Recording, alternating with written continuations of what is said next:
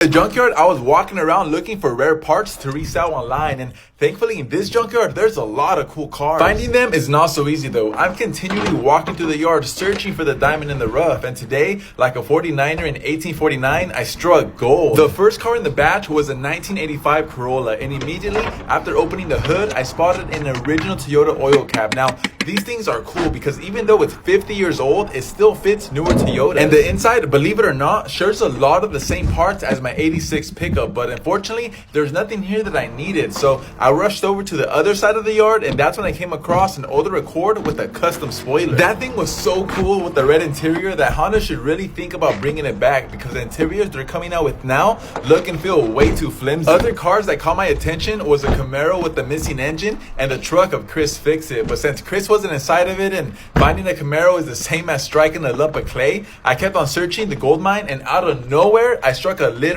golden nugget, a 1977 Ford pickup with the stereo still intact. Although the inside of it smelled like an abandoned nursing home, it was exactly what I came looking for on my trip to the junkyard. So after that, I just walked over to the front to look at the wheels one last time before going to the cashiers to pay for my oil cap.